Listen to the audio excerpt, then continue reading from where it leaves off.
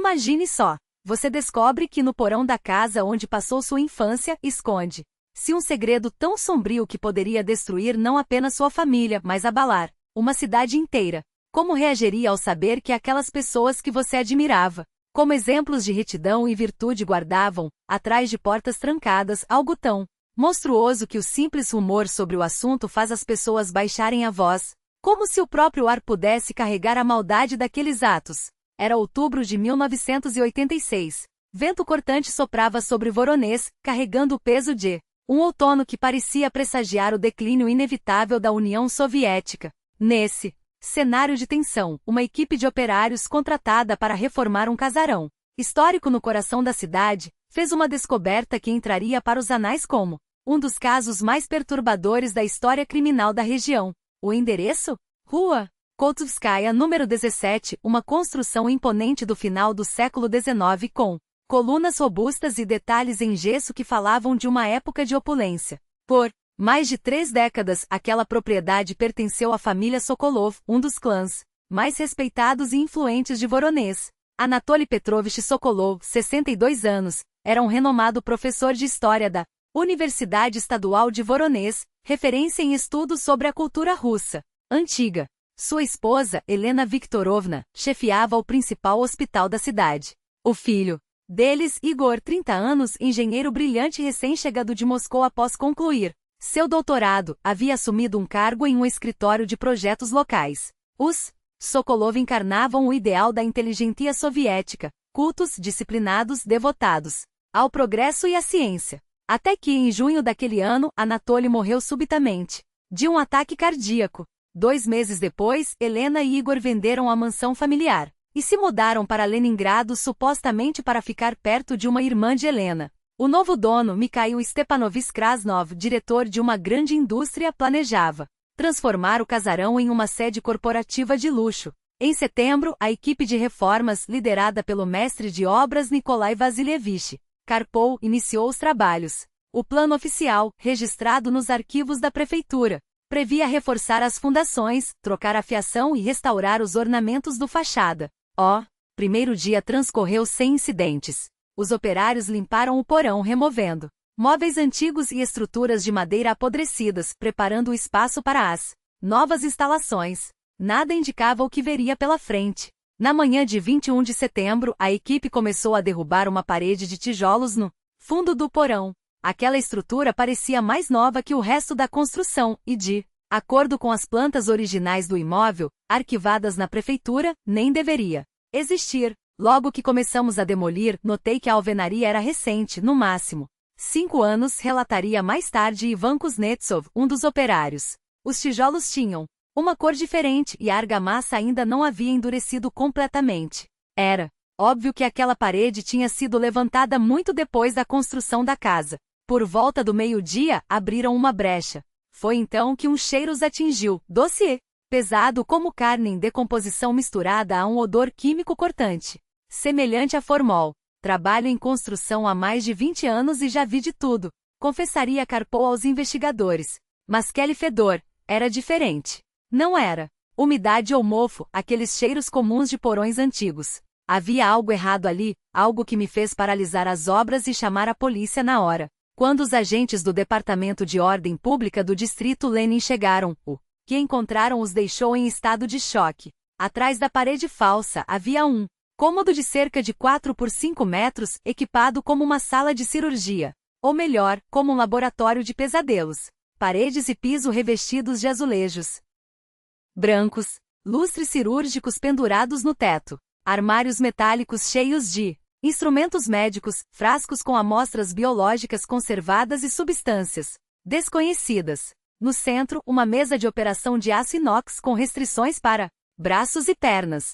Ao lado, uma bancada com bisturis, serras, pinças e agulhas, tudo esterilizado e organizado com uma precisão assustadora. Nas paredes, dezenas de fotografias mostravam cenas que fariam até um investigador mais experiente estremecer. Pessoas nuas, homens e mulheres de diferentes idades, amarradas à mesa. Em muitas das imagens, o próprio professor Sokolov aparecia, de jaleco e máscara curvado sobre suas cobaias humanas.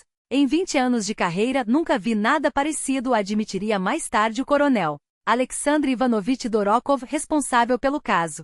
Aquilo não era só uma sala de operações.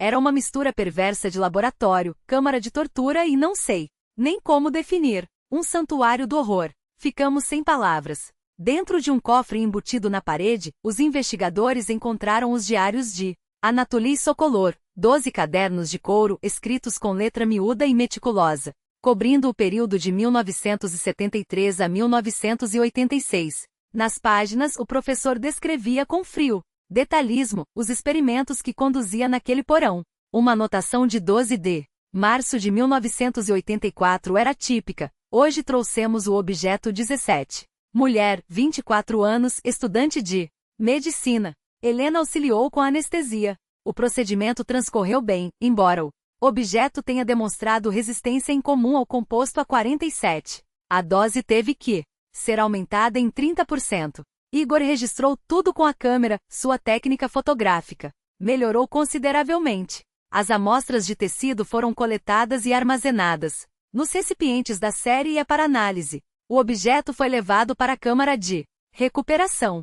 O prognóstico não é favorável, mas devemos aguardar os resultados. Antes de conclusões finais, aqueles diários revelaram um pesadelo além da imaginação. O Sokolov não se limitavam a experimentos inofensivos, como testar drogas em voluntários. Suas vítimas, estudantes, colegas, conhecidos casuais, eram atraídas para a casa sob pretextos variados e submetidas a procedimentos que iam desde a administração de substâncias não regulamentadas até cirurgia sem anestesia adequada, mutilações, experimentos sexuais e vivissecção.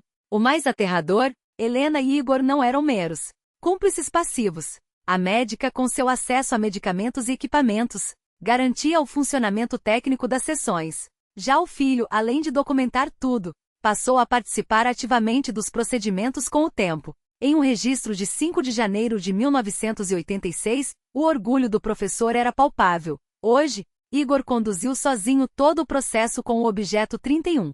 Sua técnica é impecável. Movimentos seguros, decisões precisas. Estou superado todas as minhas expectativas. Agora tenho certeza, nosso trabalho continuará mesmo depois que eu partir. A grande obra não morrerá comigo. O que as investigações revelaram nos anos seguintes foi ainda mais perturbador. Em apenas 13 anos, pelo menos 36 pessoas passaram pelo porão da família Sokolov. A maioria desapareceu sem deixar vestígios. Nos diários do professor, expressões como eliminação de material e solução final apareciam com frequência sinistra. Os investigadores suspeitavam que os corpos das vítimas haviam sido enterrados em áreas remotas ou dissolvidos em ácido, traços do qual foram encontrados no sistema de esgoto da casa. Mas foi uma anotação de 10 de junho de 1986, apenas 2 dias antes da suposta morte de Sokolov, que gelou o sangue dos agentes. Em letras trêmulas, o professor escreveu: o experimento está próximo do fim. Os resultados superaram até as minhas expectativas mais ousadas. O objeto demonstra todos os sinais de uma transformação bem-sucedida. Se os testes de amanhã confirmarem minhas observações, estaremos prontos para a fase final. A grande obra logo estará completa, e o mundo nunca mais será o mesmo. O que aquela anotação significava? Que experimento era aquele? Que tipo de transformação o professor mencionava? As perguntas ficaram sem resposta. A morte de Anatoly Sokolov, oficialmente registrada como um ataque cardíaco, já levantava suspeitas. Seu corpo foi cremado, e a urna com suas cinzas, segundo testemunhas, teria sido enterrada no cemitério Kominternovsky em Voronezh. Porém, quando os investigadores tentaram exumar os restos para uma perícia adicional, descobriram algo ainda mais inquietante: a tumba estava vazia. Não havia urna, não. Havia cinzas. Nenhum vestígio do professor. E então Helena e Igor simplesmente evaporaram. Seus rastros terminavam em Leningrado, para onde teriam se mudado após vender a casa. Documentos confirmavam que Helena tinha uma irmã na cidade, Sofia Viktorovna Klimova, professora de química em uma escola local. Mas, segundo vizinhos, Sofia havia morrido de câncer 4 anos antes, em 1982. Não havia parentes do Sokolov em Leningrado. Bilhetes de trem para a rota Voronezh. Leningrado haviam sido comprados e usados em 18 de agosto de 1986, mas nunca houve registros de sua chegada. Era como se tivessem se dissolvido no ar entre as duas cidades. A investigação esbarrava em outro obstáculo assustador: documentos cruciais haviam desaparecido. Nos arquivos da Universidade Estadual de Voronezh, os registros pessoais do professor dos últimos 5 anos de trabalho simplesmente não existiam. Na clínica onde Helena trabalhava, não havia nenhum comprovante de retirada dos medicamentos e equipamentos encontrados no porão. Tenho a impressão de que alguém está apagando as provas de forma deliberada, escreveu o coronel Dorokov em seu relatório. São muitas coincidências, muitos documentos sumidos, muitas inconsistências. Ou estamos diante de um plano meticulosamente orquestrado por uma única família, ou há algo muito maior por trás disso.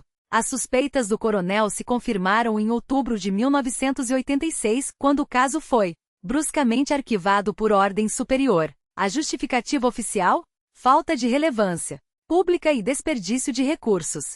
A casa do Sokolov foi lacrada e os arquivos enviados para um cofre com acesso restrito. Simplesmente nos afastaram da investigação, revelaria anos depois Sergei Gennadievich Melnikov, ex-promotor envolvido no caso. Uma manhã, chegamos ao trabalho e todos os materiais haviam sido apreendidos. Nos disseram que o caso havia sido transferido para instâncias superiores, mas ninguém soube dizer quais. Nunca mais ouvimos falar disso oficialmente. Oficialmente o silêncio foi absoluto. Não oficialmente Voronezh ferveu com rumores. Falava-se de experimentos secretos. No número 17 da rua Koltovskaya, de dezenas de desaparecidos, de gritos noturnos vindos de uma casa supostamente abandonada, de sombras se movendo atrás das janelas quando ninguém morava lá. Mas o que realmente chocou os investigadores foram os documentos de cunho sexual encontrados no porão. Nos diários do professor, havia páginas e páginas descrevendo reações sexuais dos objetos à estimulação, alterações na libido sob efeito de drogas, e até transformação sexual. Fotografias mostravam corpos nus em posições explícitas com marcas claras de abuso. Não era apenas o laboratório de um cientista louco, confessaria anos depois uma fonte anônima da promotoria. Era um lugar onde a ciência se fundia com os desejos mais sombrios da humanidade. Os Sokolov não apenas experimentavam, eles se excitavam com isso. Era uma mistura doentia de curiosidade científica e perversão. O papel de Igor Sokolov nos experimentos era particularmente perturbador. Segundo os diários, ele começou a participar ainda adolescente, primeiro como observador, depois como assistente, até se tornar um dos principais condutores dos procedimentos. Em uma anotação, o professor escreveu: Igor propôs uma modificação no protocolo para o objeto 28. Sua ideia de incluir estimulação sexual no processo mostrou-se surpreendentemente eficaz. A reação ao composto aumentou em 40%. Devemos incorporar esse elemento ao método padrão. Em outra passagem, o tom do professor era quase orgulhoso, mas preocupado. Igor demonstra um interesse crescente pelos objetos femininos. Seus métodos com elas estão se tornando cada vez mais criativos. Às vezes temo que seu instinto científico esteja sendo suplantado por impulsos mais primitivos. Mas os resultados falam por si. Seu enfoque funciona. O que verdadeiramente aterrorizou os investigadores, no entanto, foram as menções a uma organização misteriosa, referida nos diários apenas como a Sociedade. Pelas anotações, esse grupo financiava as pesquisas do Sokolov, fornecia equipamentos, drogas e possivelmente as próprias vítimas. Recebi um novo lote do composto de O hoje, escreveu o professor em março de 1985. A fórmula foi ajustada conforme minhas sugestões. Ansioso para testá-la no objeto. K. Prometeu um candidato adequado para a próxima semana. Em outra passagem, a reunião com a direção de O foi produtiva. Eles estão satisfeitos com os resultados e dispostos a aumentar o financiamento. Nosso progresso no controle da consciência via estimulação sexual despertou interesse especial. M sugeriu aplicar nossas técnicas no projeto Bereza. Preciso preparar um plano detalhado e um orçamento. Quem eram O, K e M? O que era o projeto Bereza? Que sociedade estava por trás do Sokolov? As perguntas permaneceram sem resposta. A investigação foi abafada, os arquivos classificados, e a casa número 17 ficou abandonada até os anos 1990, quando foi finalmente demolida para dar lugar a um Prédio comercial. Parecia o fim da história. Mais um crime não resolvido. Mais um mistério sombrio. Mas será que era? Por décadas, os arquivos da era soviética guardaram seus segredos a 7 chaves. Até que em 1999, quando os arquivos do KGB começaram a ser parcialmente abertos. Para pesquisadores, novos documentos vieram à tona, e o caso Sokolov assumiu contornos ainda mais sinistros. Entre papéis desclassificados, surgiu a menção a uma unidade especial de pesquisa, de número 16, criada em 1967 sob o segundo diretório principal do KGB. Seu objetivo: investigações em neuroprogramação psicológica e controle bioquímico do comportamento. E entre os consultores científicos dessa unidade, um nome se destacava: A.P. Sokolov, doutor em ciências médicas, professor. Os documentos revelavam experimentos com substâncias psicoativas capazes de alterar a vontade e a consciência humana. Mas havia um detalhe ainda mais perturbador: a unidade dedicava atenção especial ao desenvolvimento de drogas que potencializavam o desejo sexual e dissolviam inibições morais. A meta era clara: criar métodos eficientes de recrutamento e controle de agentes por meio da dependência sexual. Seriam então os experimentos conduzidos pelo Sokolov no porão de sua casa parte desse programa secreto? Agiam eles sob ordens do KGB, ou pior, usavam os recursos das agências de inteligência para fins ainda mais obscuros? O KGB sabia da real dimensão daqueles horrores? E a morte do professor Sokolov foi mesmo uma morte? Ou uma encenação brilhante, permitindo que ele e sua família desaparecessem para continuar seu trabalho em outro lugar? As respostas seguem enterradas.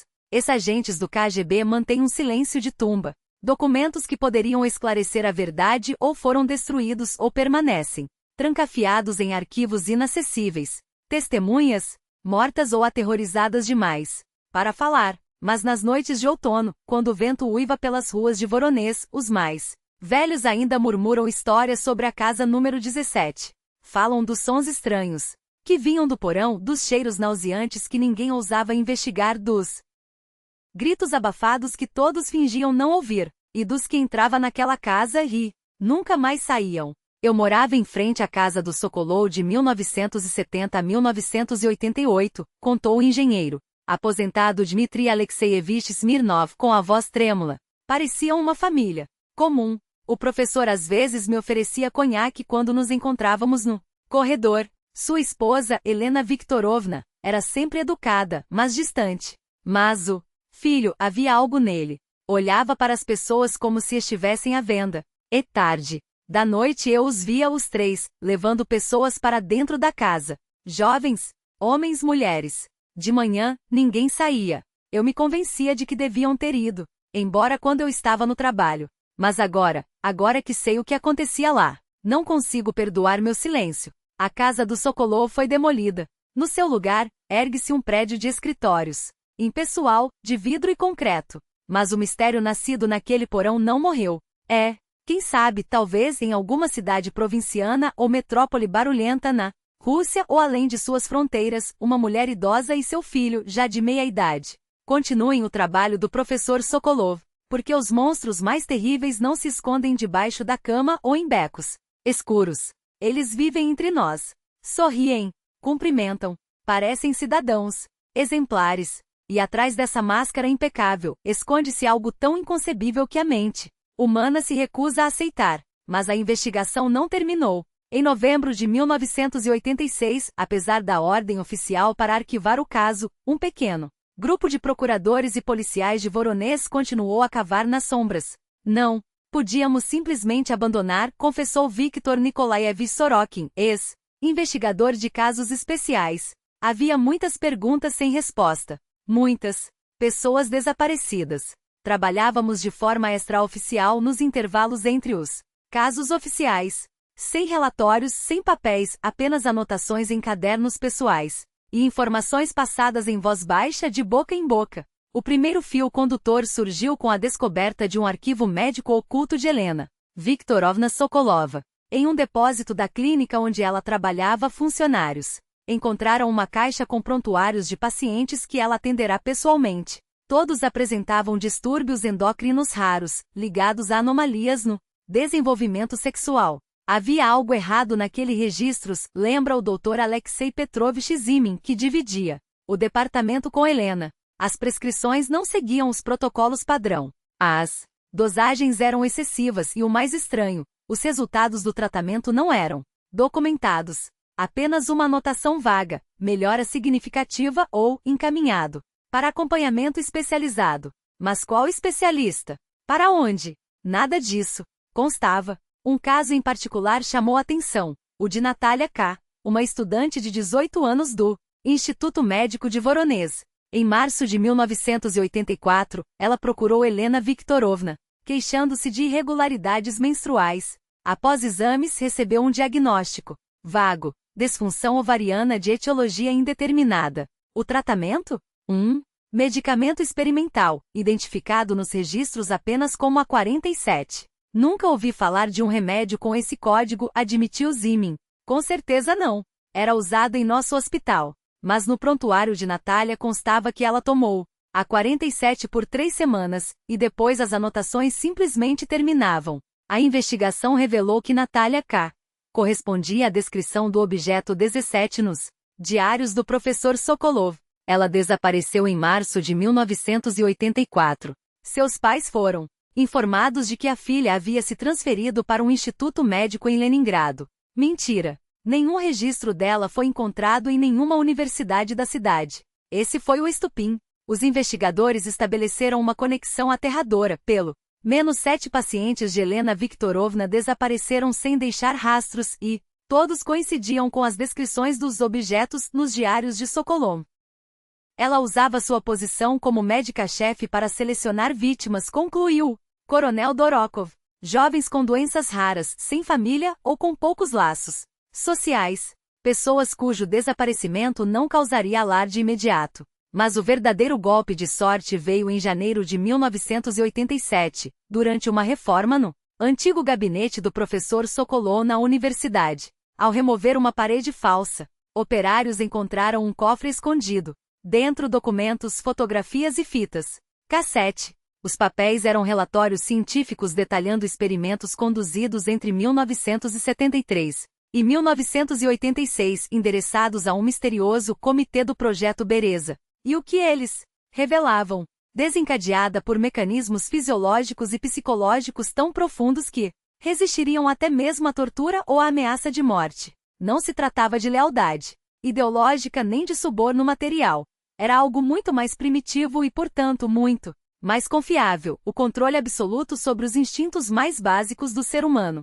Os documentos revelavam que o Projeto Bereza não era apenas uma resposta soviética aos experimentos da CIA com LSD no MK-Ultra. Era uma evolução perversa da ideia. Enquanto os americanos buscavam quebrar a mente, os soviéticos aprenderam a reprogramá-la e o sexo era a chave. Não qualquer sexo, mas uma combinação calculada de estímulos físicos, químicos e verbais, capaz de reescrever até mesmo os valores morais mais enraizados. Uma pessoa submetida a esse protocolo não apenas obedeceria a ordens, ela as desejaria. Não apenas executaria missões, ela se sentiria gratificada por fazê-lo. As anotações do professor Sokolov deixavam claro que o método tinha 2 fases críticas. A primeira, chamada de condicionamento primário, envolvia a administração do A47, um composto derivado de uma planta siberiana rara, a Meriaga siberica, cujos alcaloides tinham propriedades simultaneamente alucinógenas e afrodisíacas. Em doses precisas, a droga induzia um estado de hipersugestionabilidade, onde a barreira entre prazer e obediência se dissolvia. A segunda fase, batizada de ancoragem psicossexual, consistia em associar comandos verbais a estímulos eróticos intensos, criando gatilhos mentais quase impossíveis de apagar. Uma palavra, um toque, até mesmo um cheiro específico podiam acionar respostas pré-programadas, desde a amnésia seletiva até a execução cega de ordens, independentemente de quão absurdas ou autodestrutivas fossem. Mas o que tornava o Projeto Bereza verdadeiramente aterrador não era apenas sua eficácia, mas sua escalabilidade. Os relatórios indicavam que a técnica havia sido testada com sucesso em dezenas de indivíduos, desde prostitutas e criminosos de baixa renda até funcionários públicos de nível médio. No entanto, as anotações mais recentes de Sokolov datadas de 1986, sugeriam um salto qualitativo, a adaptação do método para alvos de alto valor, políticos, generais, cientistas, até mesmo artistas, influentes, pessoas cujo acesso a informações ou poder decisório as tornava peças-chave no tabuleiro geopolítico da Guerra Fria. O desafio não está em controlar um corpo, mas em possuir uma mente que por sua vez controla outros corpos, escreveu Sokolov em um caderno de capas pretas, encontrado entre os papéis do cofre. O ministro que obedece por medo pode trair. O ministro que obedece por prazer jamais o fará porque sua traição seria uma traição a si mesmo. As implicações eram estarrecedoras. Se o comitê, quem quer que fosse, tivesse sucesso em implementar essa metodologia em larga escala, não estaria apenas criando espiões, estaria fabricando marionetes humanas, cujas ações seriam ditadas por desejos implantados e cuja lealdade seria tão inquebrantável quanto a de um viciado em busca de sua próxima dose. E pior, um like às drogas convencionais. O vício aqui não era químico, mas neurológico. Uma vez estabelecidas as conexões sinápticas entre prazer e obediência, elas persistiriam, talvez por anos, talvez para sempre. Foi nesse contexto que o coronel Dorokov começou a conectar os pontos. As desaparecidas de Novosibirsk não eram vítimas aleatórias.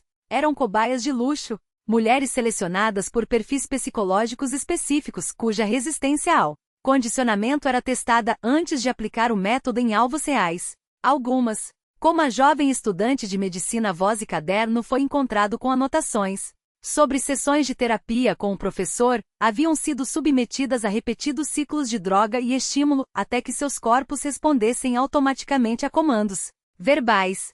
Outras, como a funcionária do partido cujo corpo foi encontrado com sinais de asfixia erótica, serviram como prova de que a técnica funcionava mesmo em indivíduos com forte disciplina mental. Mas uma questão persistia corrosiva: quem, além de Sokolov e seu filho, estava envolvido? As fitas revelavam a participação de pelo menos 3 assistentes, incluindo o tal Yakolov, mencionado no relatório como o arquiteto das técnicas de estimulação feminina. Porém, as vozes nas gravações sugeriam a presença de outros homens nunca identificados cujos sotaques e terminologias indicavam formação militar ou de inteligência. E então havia o comitê, uma entidade sem rosto que assinava cartas com uma única letra e falava em grande causa com a frieza de quem já havia calculado cada risco. Quando Dorokov cruzou os nomes dos desaparecidos com os registros de viagens de Sokolov nos anos anteriores, um padrão sinistro emergiu. O professor havia feito pelo menos uma dúzia de viagens a Moscou, Leningrado e até mesmo as cidades do leste europeu, sempre acompanhado por seu filho ou por Yakolov. Em cada uma dessas viagens havia registros de consultas médicas ou seminários científicos, mas também relatos de desaparecimentos locais, sempre de mulheres jovens, sempre com perfis semelhantes, inteligentes, sozinhas com acesso a círculos influentes. Era como se o projeto Bereza estivesse se expandindo, metastatizando. E se Novosibirsk era o laboratório, o resto do país poderia estar se tornando o campo de testes. Os experimentos iniciais focavam nos mecanismos psicofisiológicos profundos da dominação humana, não apenas no controle da mente, mas na reprogramação dos instintos mais primitivos.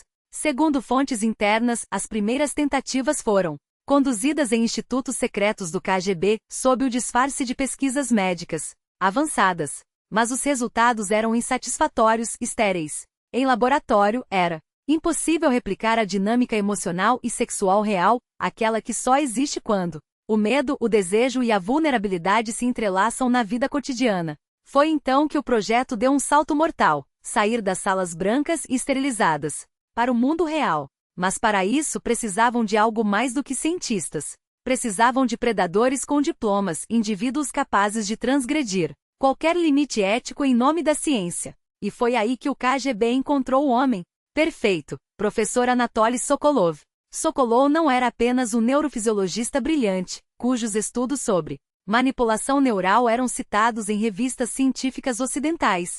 Era também um homem sem escrúpulos. Nos corredores acadêmicos, circulavam rumores sobre seus experimentos com animais, procedimentos tão cruéis que assistentes desmaiavam ao presenciá-los. Havia boatos ainda mais sombrios: estudantes desaparecidas, Jovens mulheres que participavam de pesquisas voluntárias e nunca mais eram vistas. Quando o KGB o abordou, Sokolov não hesitou. Não era uma proposta. Era uma ordem disfarçada de oportunidade.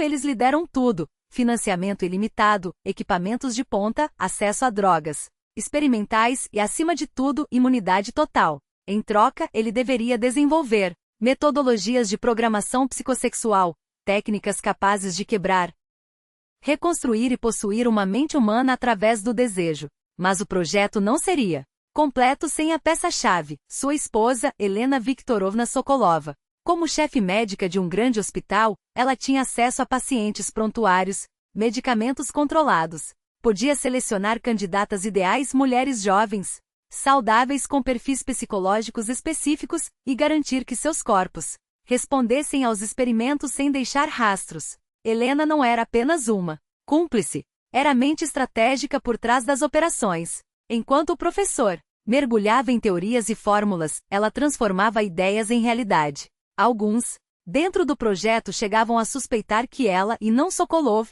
era a verdadeira arquiteta do Bereza. E então havia Igor. No início, ele era apenas o filho do Sokolov, um jovem introduzido nos experimentos dos pais como parte de seu treinamento. Mas logo ficou claro que Igor não era um aprendiz. Era um gênio natural da manipulação. Tinha uma intuição assustadora para detectar fraquezas humanas, medos ocultos, desejos reprimidos, feridas que nunca cicatrizavam. E, ao contrário dos pais, não sentia remorso. Podia destruir uma pessoa, reconstruí-la e descartá-la como se fosse um brinquedo quebrado. Foi Igor quem desenvolveu as técnicas mais eficientes de dominação sexual. Ele combinava drogas, estímulos sensoriais e psicológicos de maneira tão precisa que suas vítimas não apenas obedeciam, elas anseiavam pela submissão. Seus métodos eram tão avançados que até os próprios chefes do KGB começaram a temer. Não era mais uma questão de se algo daria errado, mas de quando. Porque Igor não estava apenas seguindo ordens. Ele estava criando um exército pessoal. E em 1986, esse exército ganhou sua arma definitiva. Igor apresentou os resultados de seu experimento mais ambicioso, uma combinação do composto A47 com uma nova técnica de estimulação sexual que não apenas suprimia a vontade temporariamente, mas reprogramava o cérebro para uma dependência irreversível. Não se tratava mais de hipnose ou lavagem cerebral. Era escravidão química. As vítimas não resistiam porque seus corpos as traíam em um prazer, e a dor eram dosados de forma que a única saída era a rendição total. O KGB exultou. Era a arma definitiva, um meio de recrutar espiões, controlar políticos e manipular inimigos sem que eles sequer soubessem que estavam sendo usados. Mas alguns dentro do projeto tremiam. Porque Igor não era um cientista leal. Era um ambicioso sem limites. E ele já havia começado a testar suas técnicas fora do controle do Estado. Quando as primeiras denúncias chegaram de que Igor estava aplicando seus métodos em figuras poderosas da região de Voronezh, incluindo o secretário do partido e o chefe local do KGB, o alarme soou. Não era mais um experimento descontrolado. Era uma tentativa de golpe. Igor não queria servir ao sistema. Ele queria possuir o sistema. A ordem veio de cima: eliminar o projeto Bereza. Todos eles. Em 12 de junho de 1986, Anatoly Sokolov foi encontrado morto em seu gabinete. Causa oficial: ataque cardíaco. Mas quem sabia a verdade conhecia o método: uma injeção indetectável projetada para simular uma falha natural do coração. O plano era simples: matar o professor, prender a esposa e o filho, queimar todos os registros. Só que algo deu errado. Helena e Igor desapareceram. Não apenas fugiram, evaporaram, levando consigo os arquivos mais críticos e, pior, alguns de seus objetos de estudo, as vítimas que haviam sido submetidas às versões finais da técnica de Igor. O KGB lançou uma caçada implacável. Agentes, informantes, tecnologia de ponta, nada, nenhum rastro. Até que em 1987, os primeiros sinais apareceram. E eram aterradores. Altos funcionários do partido e do KGB em Voronezh e Moscou começaram a agir de forma estranha e irracional. Tomavam decisões que contradiziam a linha do Estado. Faziam declarações incoerentes, envolviam-se em relacionamentos escandalosos. Era como se uma epidemia de loucura tivesse se espalhado entre a elite. E todos os casos Tinham um padrão inquietante, comportamento sexual anômalo. Homens que passavam a vida como exemplos de disciplina comunista de repente. Frequentavam bordéis clandestinos, mantinham múltiplos casos extraconjugais. Praticavam ritos sexuais bizarros. Uma comissão especial do KGB investigou, e o veredicto foi devastador. Todos haviam sido processados pela técnica de Igor Sokolov. Eles não estavam agindo por livre-arbítrio. Estavam sendo controlados. Por quem? Ninguém sabia. Mas uma coisa era certa. O projeto Bereza não havia terminado. Ele apenas havia mudado de mãos. Os operadores que supostamente agiam sob as ordens de Igor Sokolov não eram casos isolados. Era uma epidemia, conforme admitiu uma fonte interna do KGB. E o pior, ninguém sabia como detê-la. A técnica de Sokolov provou ser tão eficiente que não existia um método confiável para reprogramar as vítimas. Sem alternativas, a cúpula do KGB tomou uma decisão drástica. Todos os suspeitos de terem sido infectados pela metodologia Sokolov foram enviados a instituições médicas especiais, onde foram submetidos a um protocolo brutal. Eletrochoques, coquetéis de psicofármacos potentes e sessões de hipnose profunda. Foi barbarismo, admitiu a fonte anos depois. Mas não havia escolha. O Estado não poderia permitir que figuras-chave da hierarquia soviética fossem marionetes de forças desconhecidas.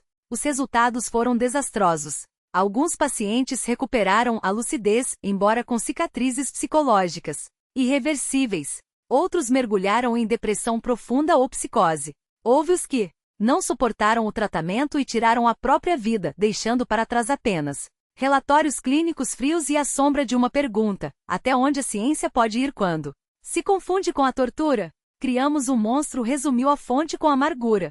E quando ele escapou, descobrimos que não tínhamos como destruí-lo. Quanto a Helena Viktorovna e Igor Sokolov, eles desapareceram sem deixar rastro. As buscas se estenderam até o colapso da URSS, sempre em vão. De tempos em tempos, surgiam relatos de pessoas semelhantes a eles, na Alemanha, na França, no Brasil, na África do Sul. Mas quando os agentes chegavam ao local, a pista já havia esfriado. O último registro oficial nos arquivos do KGB data de outubro de 1989. Um agente em Praga relatou a presença de um casal de emigrantes russos, uma mulher de cerca de 60 anos e um homem na casa dos 50, que sob os nomes de Helena e Igor Novakov, lecionavam psicologia em um instituto privado. Seus alunos, segundo o agente, exibiam uma devoração incomum pelos professores, além de comportamentos sexuais perturbadores. Quando a equipe do KGB chegou a Praga, os Novakov haviam sumido. Sobrou apenas um bilhete sobre a mesa do diretor do instituto, escrito à mão. A grande obra continua.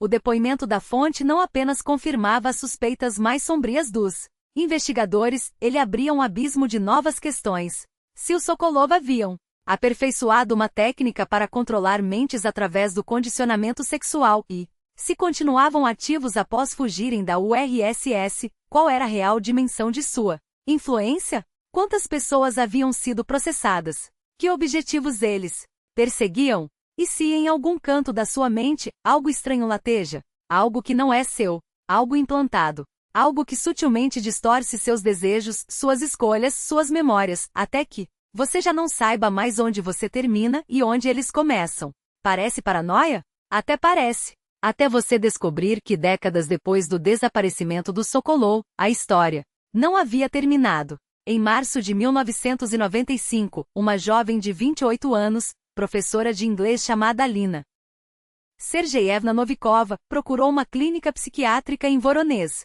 Queixava-se de lacunas na memória, oscilações brutais de humor e fantasias sexuais obsessivas. Sinto que sou duas pessoas diferentes, confessou ao médico responsável, Adra Marina Igorevna Vasilieva. Acordo e não me lembro do que fiz na noite anterior. Encontro objetos em meu apartamento que não reconheço. E esses sonhos sujos com pessoas que nunca vi. O diagnóstico inicial foi transtorno dissociativo de identidade. Mas durante as sessões de hipnose a verdade emergiu, e era muito pior. Dentro de Alina habitava uma segunda personalidade, que se autodenominava Bereza. Ela havia surgido após um encontro em 1993, durante uma conferência acadêmica. Quando Alina conheceu um casal encantador, uma mulher idosa e seu filho, que se apresentaram como Helena e Igor Novakov. Eles eram brilhantes, especialmente Igor, recordou Alina sob hipnose. Falava de psicologia de consciência com uma paixão hipnótica. Após o evento, foram convidada para um jantar em sua casa. Lá lhe ofereceram uma bebida adocicada. Depois disso, só fragmentos, vozes, luzes, mãos. Em meu corpo. Acordei em casa no dia seguinte, sem memória de nada. Desde então, Alina passou a perder horas, às vezes dias inteiros. Amigos contavam que ela flertava com estranhos, vestia-se de forma provocante, agia com uma ousadia que não condizia com sua natureza reservada. Me disseram que dancei em cima de uma mesa em uma festa, que beijei um homem casado, que ri de coisas que nunca acharia engraçadas. Não era eu. Sob hipnose, Adra Vasilieva conseguiu contatar Bereza, e o que encontrou foi aterrador. A segunda personalidade era sensual, agressiva, moralmente indiferente. Faço o que me mandam fazer, declarou com a voz de Alina, mas com um tom gélido mecânico. Quando ouço certas palavras ou frases, ativo-me. Às vezes é só para coletar informações. Outras vezes, para seduzir alvos específicos. Ou coisas mais complexas. Quem lhe dá essas ordens? Meus criadores. A doutora e seu filho. Eles me ensinaram tudo. Adra Vasilieva soube naquele instante que não se tratava de um caso médico comum. Após consultar colegas, decidiu denunciar o caso ao FSB, herdeiro do KGB. A reação foi imediata. Uma equipe de Moscou chegou à clínica em menos de 24 horas. Alina foi transferida para uma instalação secreta. Me disseram que minha paciente não era a única, revelaria Vasilieva anos depois, que dezenas de casos semelhantes haviam sido identificados em várias cidades da ex-URSS, todos envolvendo um casal, uma mulher idosa e um homem de meia idade que se apresentava com nomes falsos, todos desenvolvendo uma segunda personalidade após o contato com eles. A investigação do FSB descobriu algo ainda mais sinistro. Entre 1990 e 1995, Helena Viktorovna e Igor Sokolov, agora usando identidades falsas, haviam construído uma rede de agentes invisíveis em países do antigo bloco socialista. Esses agentes não sabiam que eram agentes, não lembravam de suas missões. Suas mentes haviam sido fragmentadas por uma combinação letal de drogas, hipnose e condicionamento sexual. Era a rede de espionagem perfeita, comentou uma fonte anônima do FSB.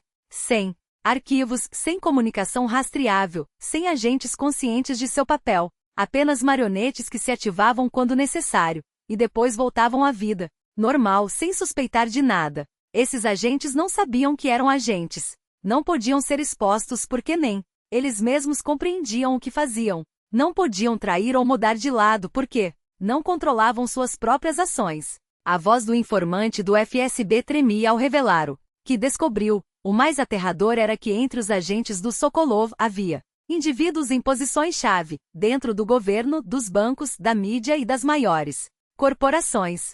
Alguns tinham acesso a informações confidenciais e influenciavam decisões críticas, moldavam a opinião pública. Enfrentávamos uma ameaça para a qual ninguém estava preparado.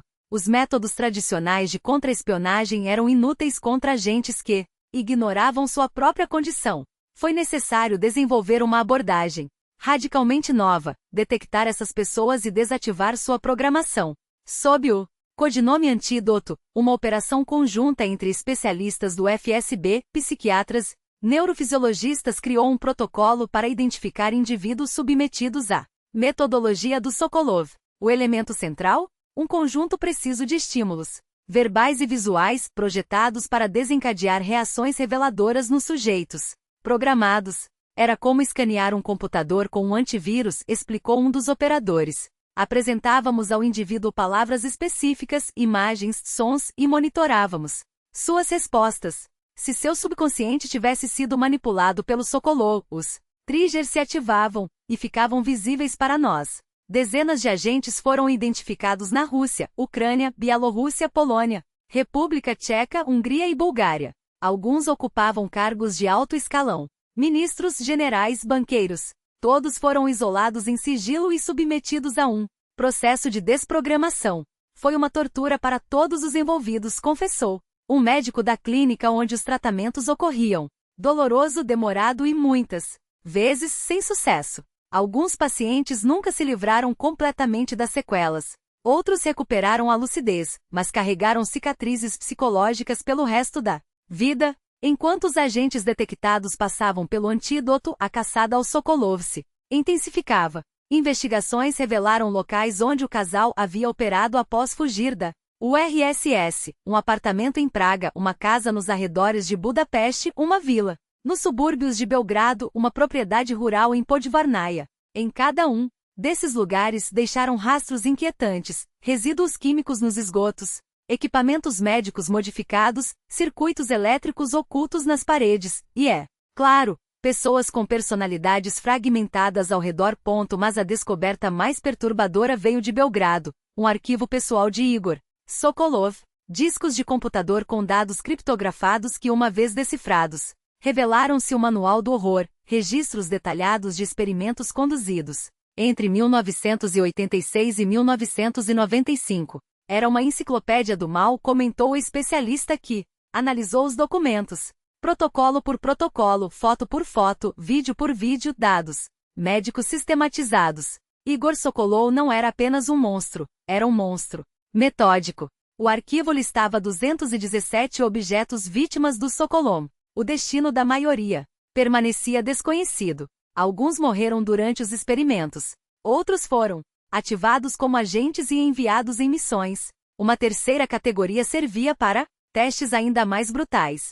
Mas o que realmente gelou o sangue dos investigadores foi uma série de anotações de 1994 batizadas de Projeto Legado. Nelas, Igor descrevia uma versão evoluída de sua técnica, não apenas fragmentava a personalidade e implantava padrões de comportamento, mas permitia que esses padrões fossem transmitidos de um indivíduo para outro. Alcançamos um verdadeiro avanço, escreveu Igor em um relatório. O objeto A, após o ciclo completo de processamento, é capaz de transmitir sua programação ao objeto B sem nossa intervenção.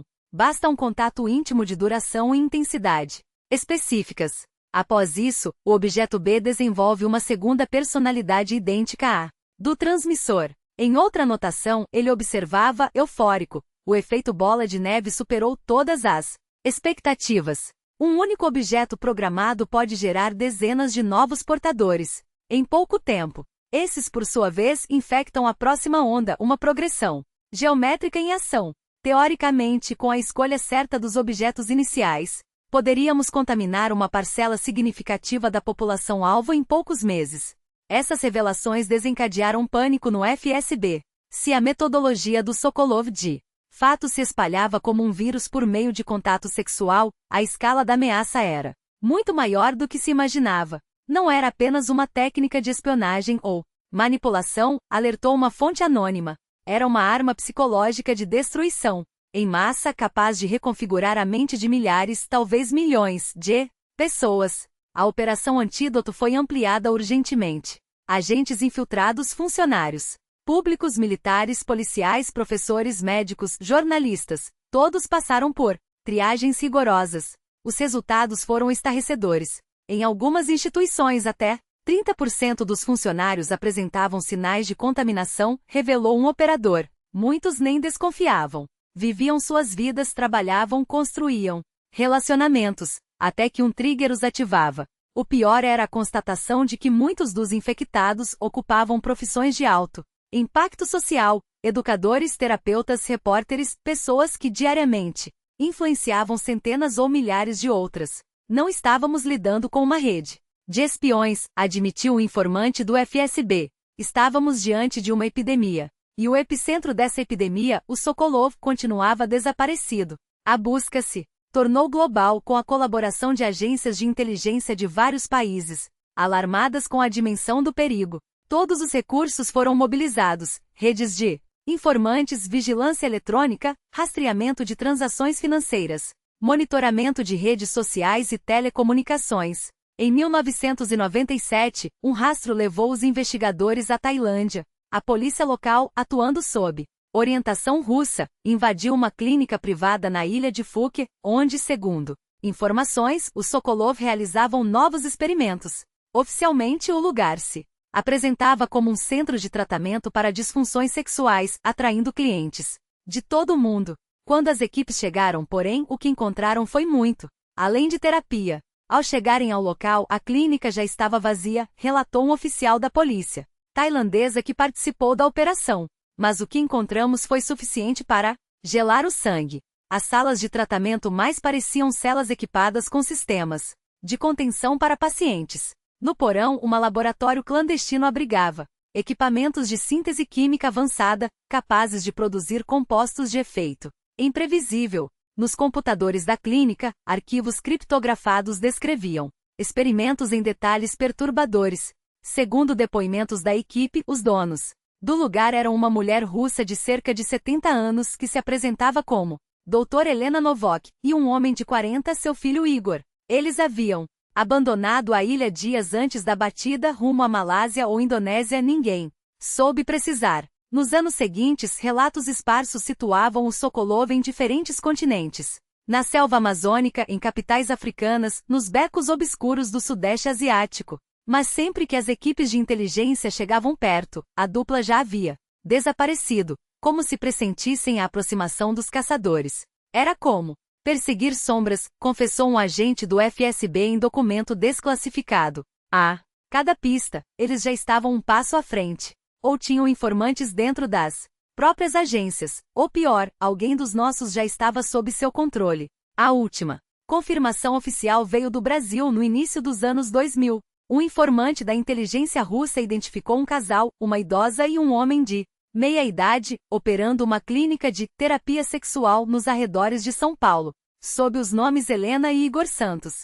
Mesmo com as cirurgias plásticas que alteraram seus rostos, seus olhos traíam, frios calculistas como os de predadores escolhendo a presa, escreveu o agente em seu relatório. Ao monitorar o local, ele notou um padrão alarmante. Pacientes que passavam pelo tratamento do Sokolov começavam a exibir comportamentos incomuns. Executivos poderosos, políticos influentes, jornalistas renomados, todos, após as sessões, passavam a tomar decisões irracionais, a se envolver em relações arriscadas, a defender ideias que contradiziam seus próprios interesses. Eles não estavam apenas curando disfunções, alertou agente, estavam reprogramando mentes.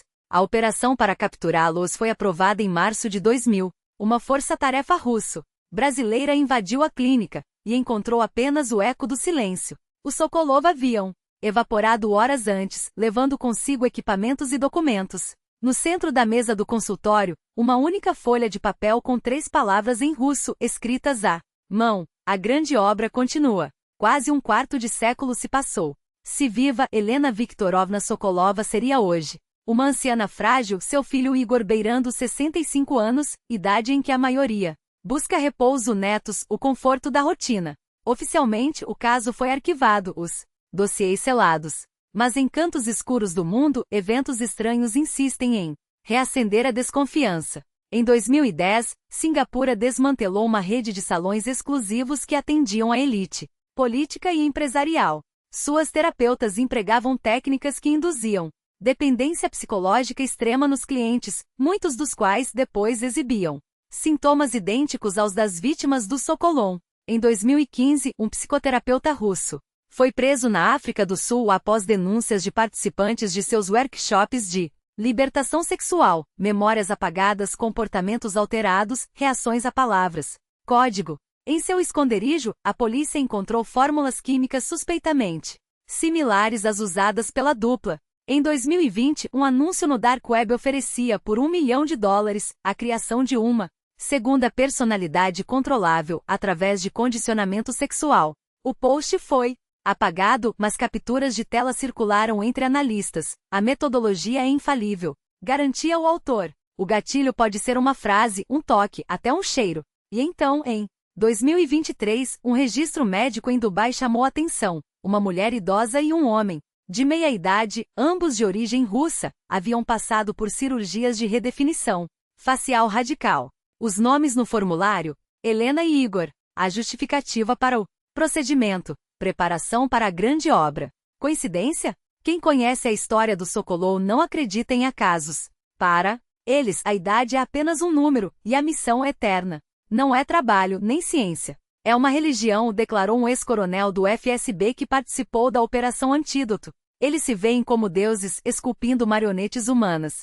E não pararão. enquanto respirarem. O verdadeiro pesadelo, porém, pode estar além deles. Se os Sokolov de fato treinaram discípulos, suas técnicas agora podem estar espalhadas por clínicas, institutos, consultórios mundo afora, justamente nos lugares onde buscamos ajuda nos momentos de maior vulnerabilidade. É como um vírus silencioso, comparou um especialista em biossegurança. Se dissemina sem alarde até que os sintomas se tornam irreversíveis. Há defesa possível? Especialistas insistem. O primeiro escudo é a consciência. Conhecer os sinais, memórias fragmentadas, mudanças abruptas no comportamento sexual, reações inexplicáveis a estímulos específicos, pode ser a diferença entre a liberdade e a manipulação.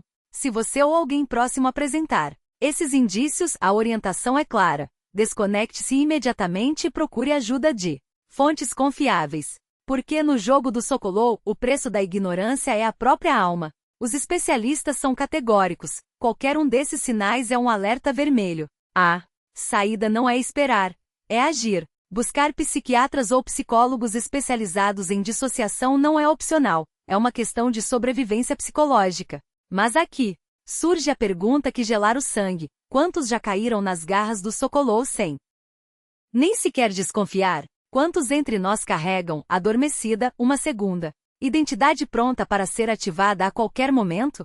E o mais aterrador, que objetivos escuros movem aqueles que puxam os fios desses fantoches humanos? Podem ser centenas, podem ser milhares, ou podem ser muito, muito mais, admitiu um ex-agente de serviços especiais, cuja voz tremia ao descrever o que viu. Ninguém sabe ao certo, porque essa não é uma epidemia que se mede em números, é uma infecção silenciosa que se espalha na sombra. E o pior, o método Sokolov não precisa de laboratórios secretos para se disseminar. Basta um toque, um encontro, uma noite de paixão convertida em armadilha. Em um mundo onde o sexo virou moeda de troca, entretenimento e até ferramenta de poder, esse vírus encontrou o terreno perfeito para se multiplicar. Mas o pesadelo não para por aí. Na era digital, a ameaça ganha dimensões apocalípticas. Teoricamente, os protocolos de programação poderiam ser inseridos, não apenas pelo contato físico, mas através de estímulos visuais e sonoros, aqueles que pipocam diariamente em suas telas. Um vídeo, uma música, uma sequência de imagens aparentemente inofensiva. Eis a porta de entrada para a reescrita da sua mente. Já vimos como as tecnologias digitais são usadas para hackear consciências, alertou o ex-especialista, referindo-se a casos documentados de manipulação em massa via algoritmos. A diferença é que dessa vez, o alvo não é seu voto ou seu bolso, é você. E quando o invasor já está dentro, como expulsá-lo?